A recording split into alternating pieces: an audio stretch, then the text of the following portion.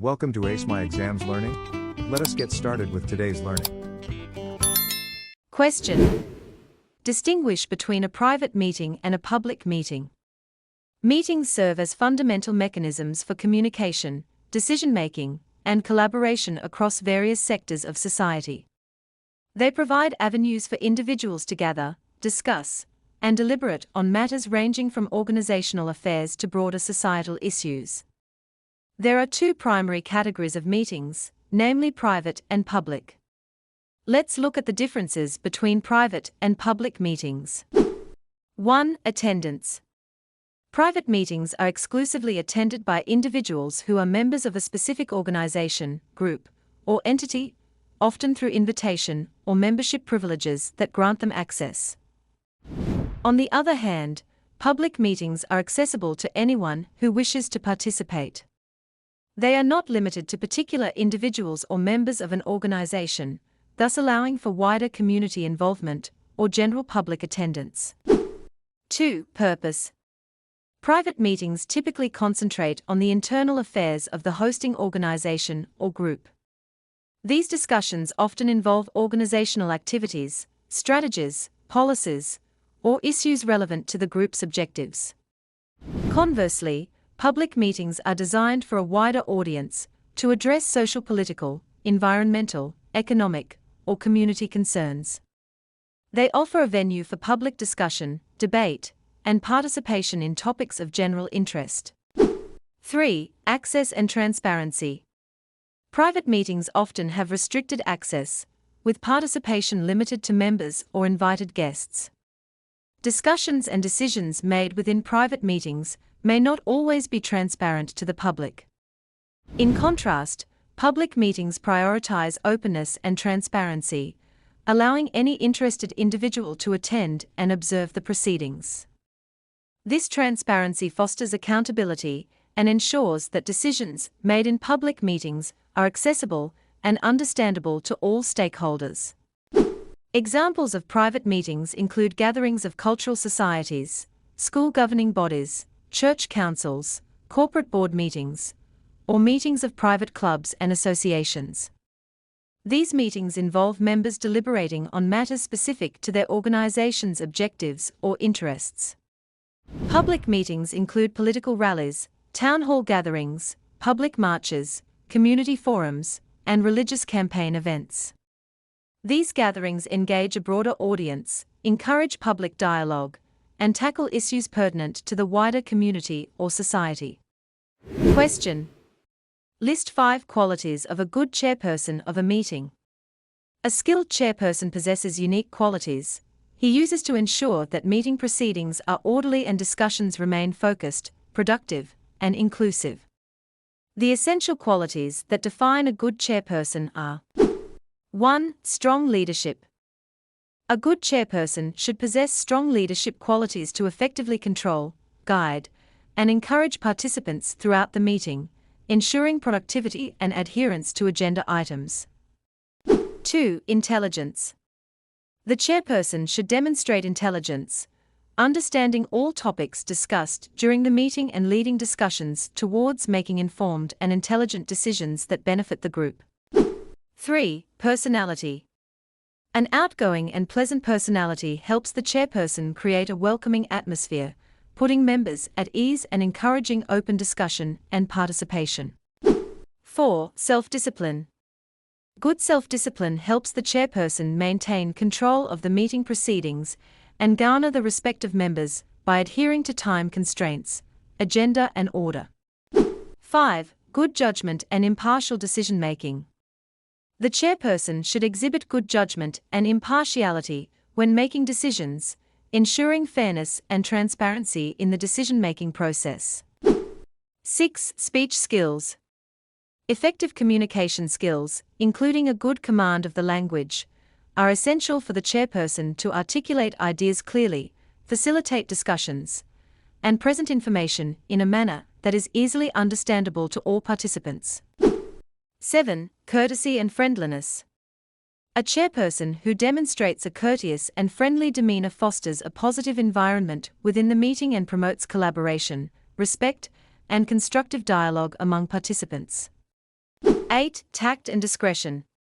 The chairperson should demonstrate tact and discretion when addressing sensitive issues or conflicts, handling them diplomatically to maintain harmony and professionalism within the meeting.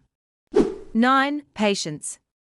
Patience is a valuable attribute for a chairperson, especially when dealing with divergent opinions, complex discussions, or unexpected disruptions, allowing for effective resolution and progress.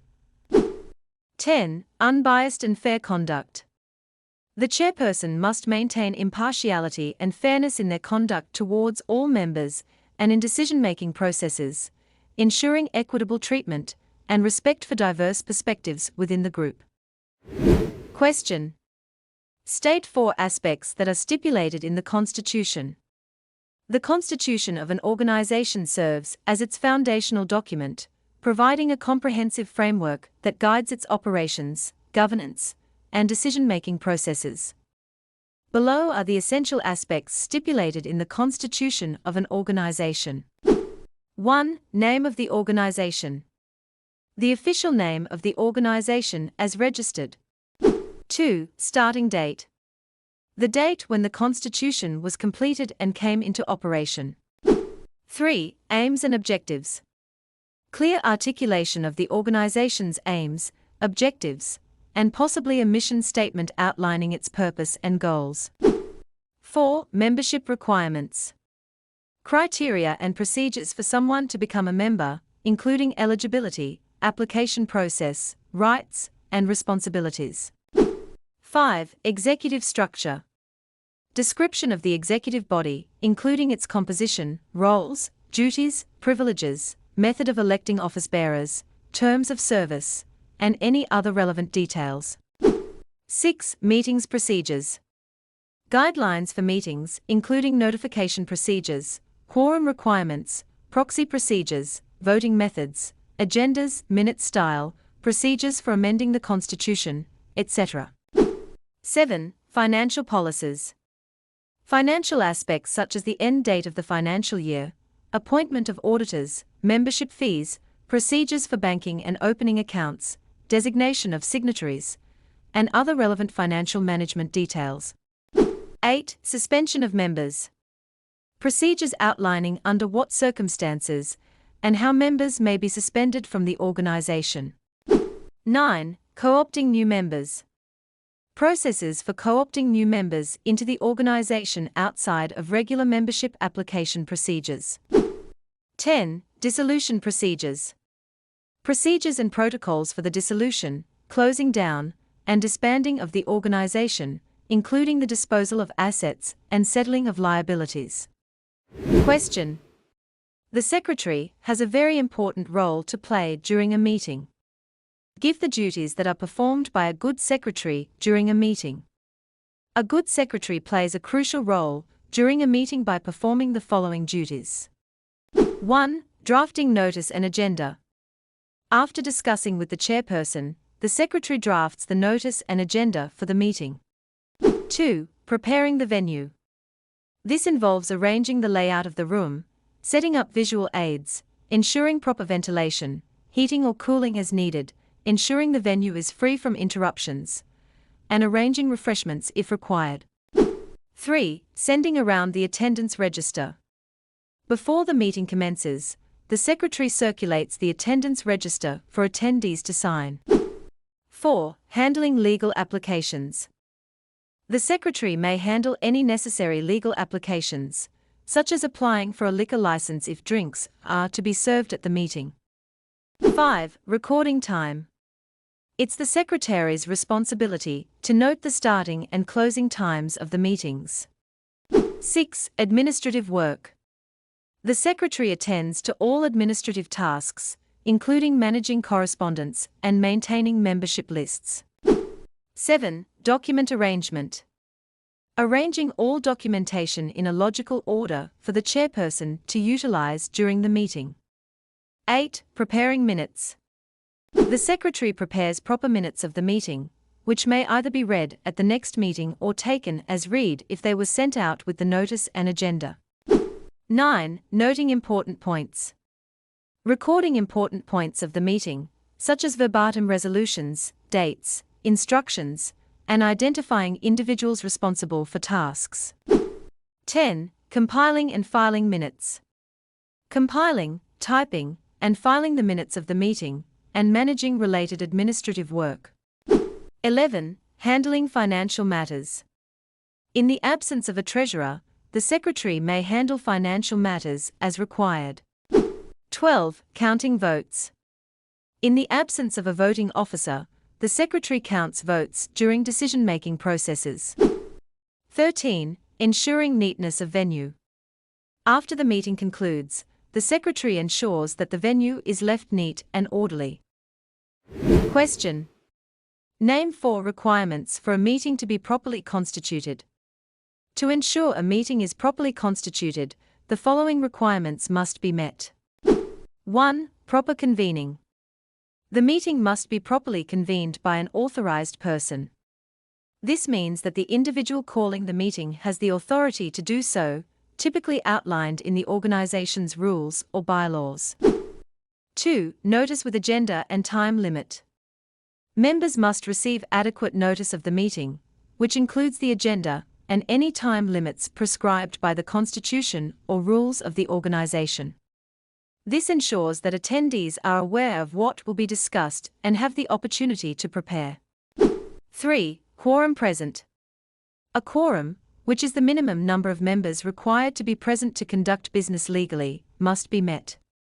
This ensures that decisions made during the meeting have the necessary support of the membership. 4. Correct chairperson. The correct person must act as the chairperson of the meeting.